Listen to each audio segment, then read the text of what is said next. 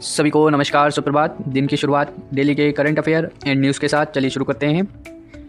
National Bharat advanced light weight helicopter ALH MK2 खरीदेगा।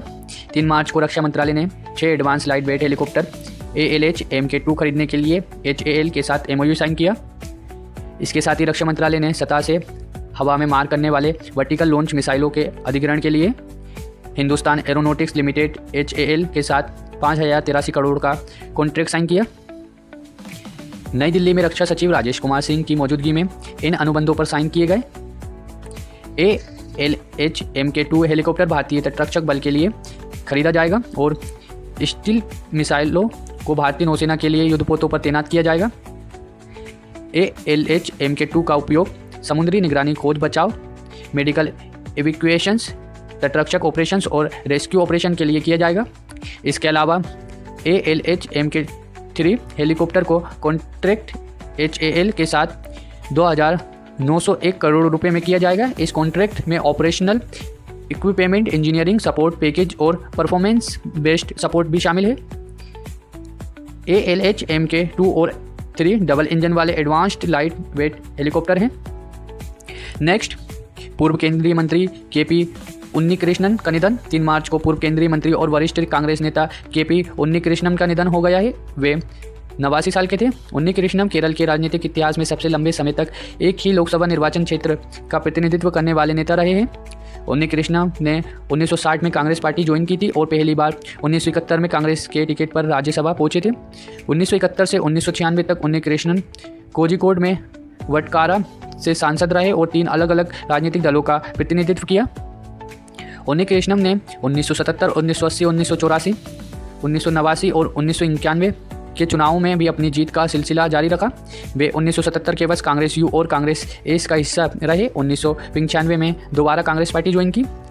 VP Singh की cabinet में उन्नीकृष्णन केंद्रीय दूरसंचार, जहाजरानी और भूतल परिवहन मंत्री रहे। उन्नीकृष्णन ने खाड़ी युद्ध के दौरान 1.5 लाख से ज़्यादा भारतीयों को वापस लाने की कमान भी संभाली। उन्नीकृष्णन इराक के तत्कालीन राष्ट्रपति सद्दाम हुसैन 1979-2003 के छिपने पर उनसे मिलने भी पहुंचे। उन्नीकृष्णन कांग्रेस के समाजवादी विचारधारा का हिस्सा रहे और शुरुआती सालों में इंदिरा गांधी के कट्टर समर्थक भी रहे थे। 1975 में लगाई गई इमरजेंसी के बाद उन्नीकृष्णन के संजय गांधी के साथ मतभेद हो गए और वे उनसे अलग हो गए। उन्नीकृष्णन 1936 में कोझिकोड में कोईलैंडी में स्वतंत्र सेनानी के परिवार में जन्मे थे। नेक्स्ट, जापान के ग्राफिक डिज़ाइनर काजुमासा नाकाई का निधन। 23 फरवरी को जापान के सबसे चर्चित ग्राफिक डिज़ाइनर और वर्चुअल आर्टिस्ट काजुमासा नाकाई का निधन हो गया है। उनकी एजेंसी ने 2 मार्च को उनकी जानकारी साझा की थी।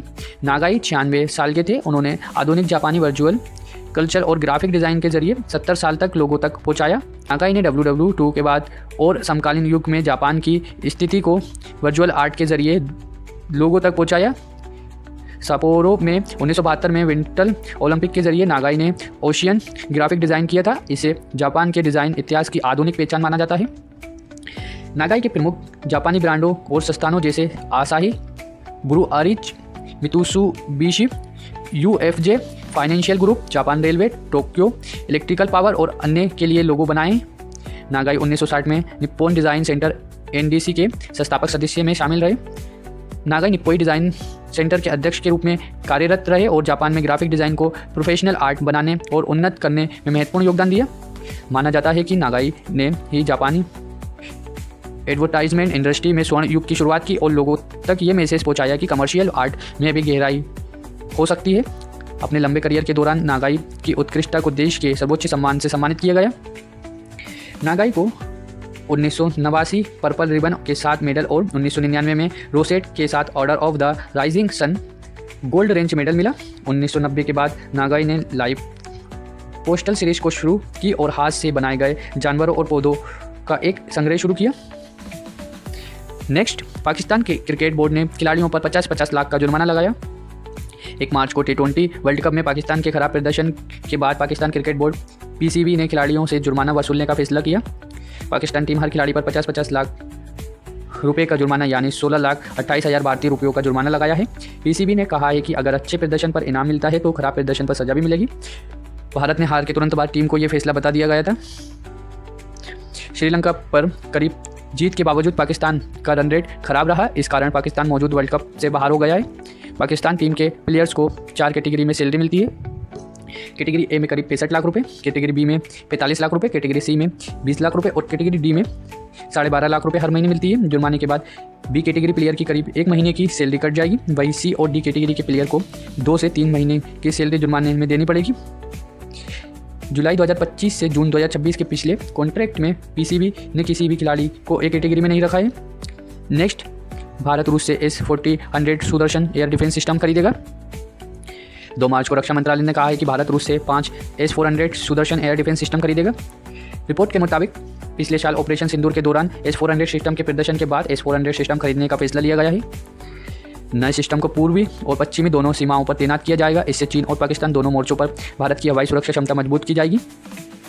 ऑपरेशन सिंदूर के दौरान S-400 सिस्टम के अहम भूमिका निभाई थी। पाकिस्तान के 5 से 6 लड़ाकू विमानों और एक जासूसी विमान को 300 किलोमीटर से ज़्यादा दूरी पर मार गिराया था। वायुसेना ने S-400 को भारत की हवाई सुरक्षा रणनीति का गेम चेंजर बताया है। भारत और रूस के बीच 2018 में S-400 सिस्टम के 5 स्क्वाड्रॉन खरीदने का समझौता हुआ था। भारतीय वायुसेना में अब तक 3 स्क्वाड्रॉन शामिल होकर ऑपरेशनल हो चुके हैं, जबकि बाकी आपूर्ति प्रक्रिया जारी है। S-400 system fighter jet, ballistic missile और क्रूज मिसाइल, ड्रोन और स्टेल्थ विमानों तक को मार गिरा सकता है। S-400 हवा में कई तरह के खतरों से बचाव के लिए एक मजबूत ढाल की तरह काम करता है। ये दुनिया के बेहतर आधुनिक एयर डिफेंस सिस्टम में आता है।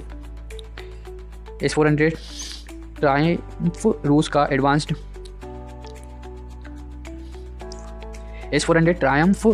एडवांस्ड मिसाइल सिस्टम है, जिसे 2007 में लॉन्च किया गया था। नेक्स्ट, अमेरिका ने पाकिस्तान में अपना दूतावास बंद किया। 3 मार्च को अमेरिका दूतावास ने पाकिस्तान में अपना दूतावास अस्थायी रूप से बंद कर दिया है। सोमवार को हिंसक प्रदर्शन के बाद इस्लामाबाद में अमेरिका दूतावास और कराची व लाहौर में अमेरिका कमर्शियल दूतावास ने अपने वीज़ा और अन्य सेवाएं बंद कर दी हैं। ईरान के सर्वोच्च नेता अयातुल्ला अली खामनेई की हत्या के विरोध में पाकिस्तान में प्रदर्शन किए जा रहे हैं। इस्लामाबाद में अमेरिका दूतावास तथा पेशावर में वाणिज्य दूतावास के बाहर प्रदर्शन किए गए थे। कराची में उग्र भीड़ और अमेरिका वाणिज्य दूतावास के भीतर जबरन घुसने की कोशिश की गई थी। इस दौरान प्रदर्शनकारियों पर दूतावास के सुरक्षा गार्डों ने गोलियां चलाई थी, जिसमें 10 प्रदर्शनकारी की जान गई थी और 30 से अधिक घायल हुए थे। अमेरिका दूतावास America citizen service, ACS, passport notary service और इमरजेंसी सहायता जैसे काम करता है। रविवार को कराची और लाहौर में अमेरिका दूतावास के बाहर हिंसक प्रदर्शन हुए। ऐसे ही डेली की current affair and news update के लिए चैनल को लाइक एंड सब्सक्राइब करें। Thank you for watching, take care, bye bye.